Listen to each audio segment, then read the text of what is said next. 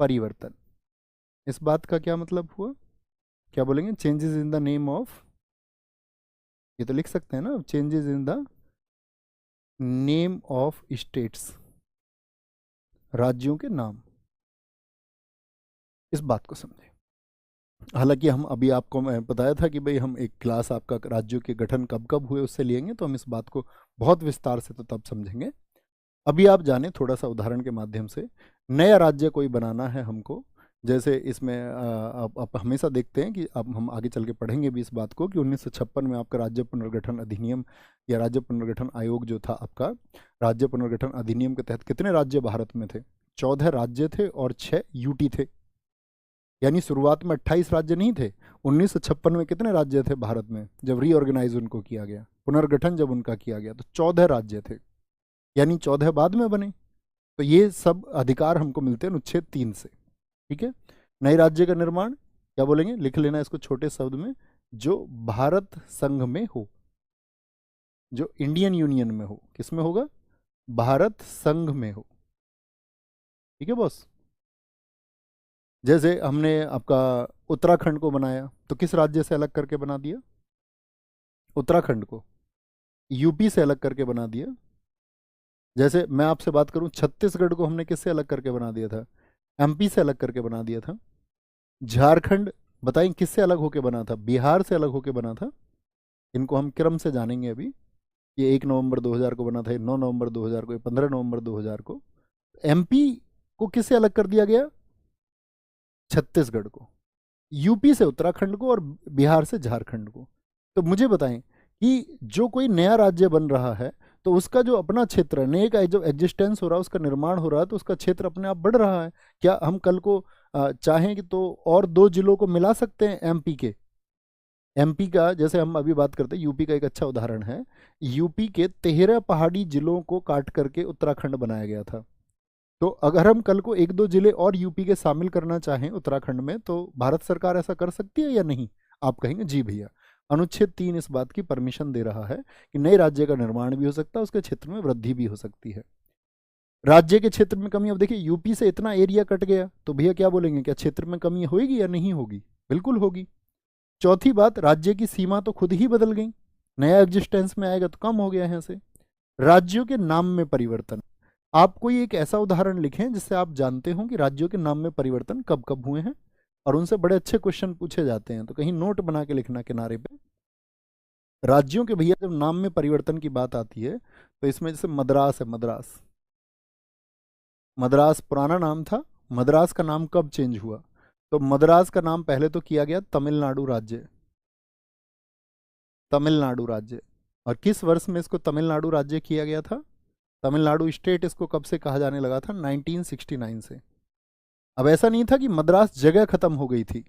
मद्रास फिर एक छोटी जगह रह गई, और मद्रास का भी फिर जो फाइनली उस जगह का नाम भी आज वर्तमान में चेन्नई नाम है, 1996 से। ये दोनों उल्टे हैं, देख लेना। तमिलनाडु बड़ा नाम 69 में पहले हुआ, और तमिलनाडु का छोटा नाम वो 1996 में, 69 एंड 96।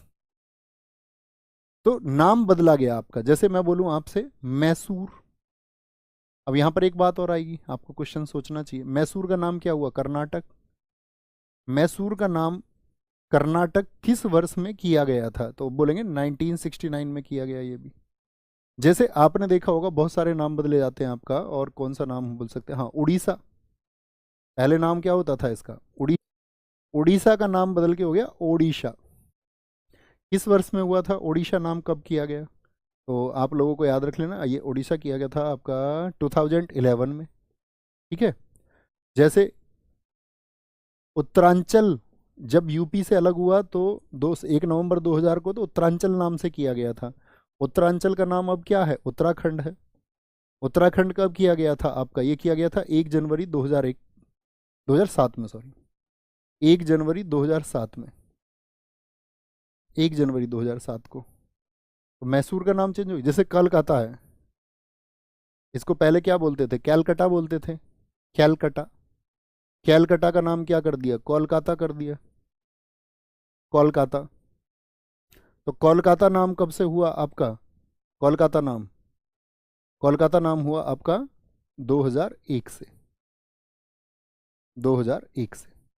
ठीक है, देखो ध्यान से समझना मेरी बात को भैया। उत्तरांचल का नाम हाँ 2006 में इसके लिए विधेयक आया था, क्योंकि नेक्स्ट डे आप देख रहे हैं साल की शुरुआत में ही हो रहा है, तो सिंपल डे उसी दिन नहीं हो सकता, तो ये इसके लिए विधेयक आया था 2006 में। एक बार उत्तराखंड पीसीएस में पूछा गया क्वेश्चन था कि आपका उत्तरांचल नाम परिवर्तन अधिनियम किस वर्ष आया, 2006 में आया, जिसको 2007 में लागू किया गया। ठीक है, अब देख यहाँ पे एक क्वेश्चन देखिए, आप इसमें से स्टेट देख रहे होंगे, कर्नाटक है, उड़ीसा है, उत्तराखंड है, तमिलनाडु राज्य है, लेकिन ये तो शहर का नाम बदला जा रहा है, हाँ या ना?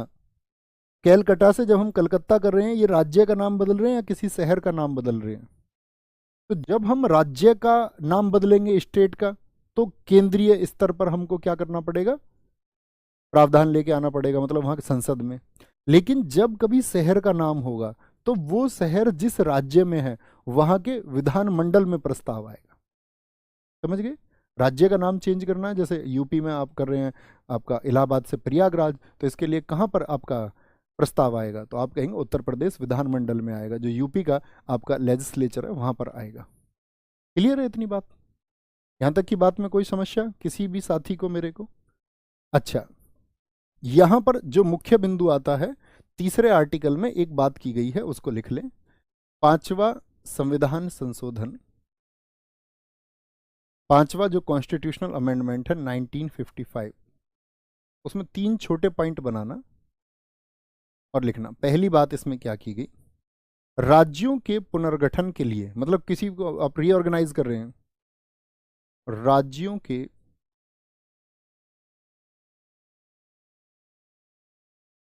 पुनर्गठन के लिए, राज्यों के पुनर्गठन के लिए राष्ट्रपति की पूर्व अनुमति आवश्यक है। स्टेटमेंट बन के आते हैं क्वेश्चन, पूर्व अनुमति। पहले किससे परमिशन लेनी पड़ेगी कि भाई हम ये नाम बदलने जा रहे हैं या पुनर्गठन करने जा रहे हैं, ये क्षेत्र बढ़ाना चाह रहे हैं, घटाना चाह रहे हैं, आवश्यक है। किससे परमिशन लेनी पड़ेगी, किसके लिए? आप लिख सकते हैं इसको, प्रायर परमिशन ऑफ द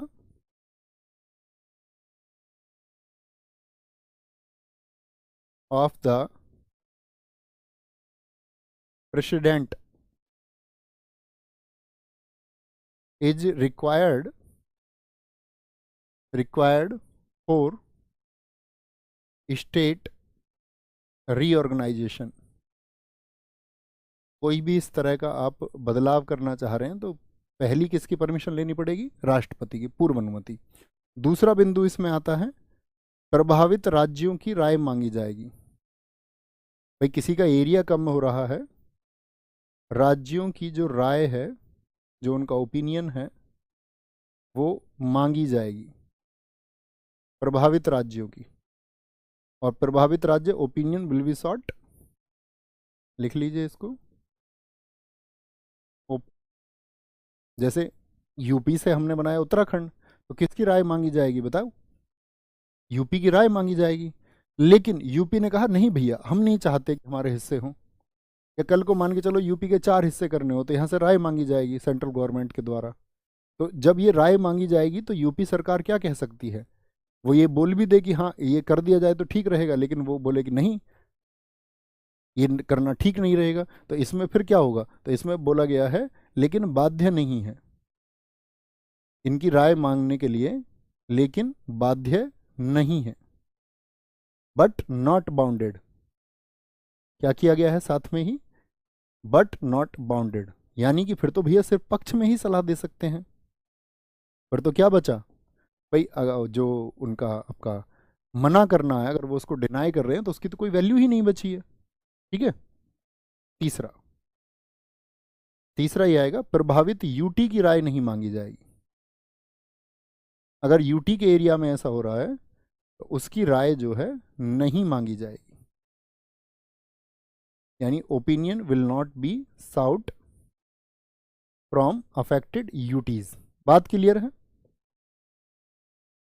अब जब हम इन सारी बातों को देखते हैं तो भारत के बारे में एक स्टेटमेंट निकल के यहां से आता है। कभी आपको पूछना हो भारत के राज्यों का भारत से कैसा संबंध है, यानी हमने पढ़ा आर्टिकल 3 में कि भारत के जो राज्य हैं उनको जो क्षेत्रफल है वो घट या बढ़ सकता है, हाँ या ना? आप कहेंगे हाँ। यानी कि भारत जो है ना, विनाशी राज्यों का, यानी राज्यों का हम विनाश कर सकते हैं, राज्यों का तो हम विनाश कर सकते हैं, भारत विनाशी राज्यों का अविनाशी संघ है। ए मतलब ना, और विनाश मतलब जिसको नष्ट ना किया जा सके। यानी भारत कैसा, भारत में राज्य कैसे हो गए? राज्य तो हो गए विनाशी, ठीक है। क्या बोलेंगे? विनाशी का मतलब क्या होता है? जिनका विनाश किया जा सकता है, डिस्ट्रक्टिबल। राज्य कैसे बताए गए हैं? डिस्ट्रक्टिबल। लेकिन जो इंडिया का यूनियन है वो कैसा है? इंडस्ट्रिक्टिबल, इंडेस्ट्रक्टिबल। बात समझ में आई? यानी राज्यों का तो विनाश हो सकता है, राज्यों का क्षेत्रफल कम हो सकता है, उनका नाम आज पता चले ये नाम है, कल को कुछ और नाम हो सकता है, ठीक है, उनकी सीमाएं बदल सकती हैं। लेकिन जो भारत है, भारत राज्य विनाशी है, और भारत कैसा संघ है? वो अविनाशी संघ है। ये बात समझ में आई? यानी भारत का जो है वो विनाश नहीं किया जा सकता, राज्यों को खत्म किया जा सकता है। इसी के साथ में हमारा आर्टिकल 3 खत्म होता है, और आर्टिकल 3 के बाद में आर्टिकल 4 के कुछ बिंदु हैं, ठीक है, जो इन्हीं की व्याख्या करता है। क्या कहता है आर्टिकल 4? अनुच्छेद 4 क्या कहता है? अनुच्छेद 4 कहता है यदि आर्टिकल 2 और 3 में, आर्टिकल 2 और 3 के पालन में संसद, आर्टिकल 2 और 3 के पालन में संसद कोई विधि बनाती है, विधि का मतलब कोई लॉ मेकिंग वो करती है, कोई विधि बनाती है। बड़ी महत्वपूर्ण बात आएगी, ध्यान से समझना, यूपीएसआई में बड़ा अच्छा क्वेश्चन पूछा गया। विधि बनाती है तो इसे संविधान संशोधन नहीं माना जाएगा, ठीक है। तो क्या बोलेंगे? इसे संविधान संशोधन नहीं, संविधान संशोधन नहीं माना जाएगा। और किसी चीज को हम संविधान संशोधन नहीं मांग रहे तो राष्ट्रपति साहब को परमिशन देनी पड़ेगी या नहीं? ठीक है। तो संसद अर्थात, और बात भी कर सकते हैं, नहीं माना जाएगा अर्थात यह किस आर्टिकल में है संविधान संशोधन? 368 अनुच्छेद 368 के बाहर माना जाएगा, बाहर माना जाएगा। ओके। यानी कि आर्टिकल 2 और 3 में जो कुछ भी हो, if parliament makes any law, if parliament, अर्थात यह आर्टिकल 368 से बाहर होगा, that is it will be outside, will. अच्छा, आर्टिकल 368 में मुझे बताओ संविधान के किस भाग में हमने आपको बताया था संविधान संशोधन के बारे में? तो आप कहेंगे भैया ये आपने बताया था कि ये आपका किससे लिया गया? दक्षिण अफ्रीका से हमने लिया, ये बात हम कर चुके थे। भाग 20 में हमने ये बताया। तो जितने भी साथी, अगर मैं आपसे करूं, संविधान संशोधन, कॉन्स्टिट्यूशनल अमेंडमेंट, वो 3 तरह के होते हैं हमारे देश में। संविधान संशोधन कितनी तरह के होंगे? वो 3 तरह के होंगे। कैसे? एक तो होता है साधारण बहुमत से, यानी सदन में पेश किया, इसको बोलते हैं सिंपल मेजोरिटी। सिंपल मेजोरिटी का मतलब क्या होता है? सदन में पेश हुआ और आपका 50% से ज़्यादा लोगों ने उसका फेवर किया, 50 से ज़्यादा, जैसे 100 लोग हैं तो 51 लोगों ने फेवर कर दिया, ये होता है आपका सिंपल मेजोरिटी, सिंपल मेजोरिटी, ठीक है। दूसरा एक होता है स्पेशल मेजोरिटी, विशेष बहुमत। इसमें कितना परसेंट होता है बताओ? क्वेश्चन सुनो मेरा, विशेष बहुमत में कितना प्रतिशत होता है लगभग? जो स्पेशल मेजोरिटी होती है उसमें कितना प्रतिशत आपका पक्ष में आना चाहिए? 2/3 उस सदन का, यानी कि 2/3 का मतलब क्या? 66% से ज़्यादा। किसी एक साथी ने आपका लिखा 66% या नहीं? बहुत कम ने लिखा, क्योंकि जिसने प्रश्न सुना उन्होंने ही लिखा होगा। तीसरा क्या होता है? तीसरा होता है विशेष बहुमत भी हो, जैसे मैंने आपसे कहा कि भाई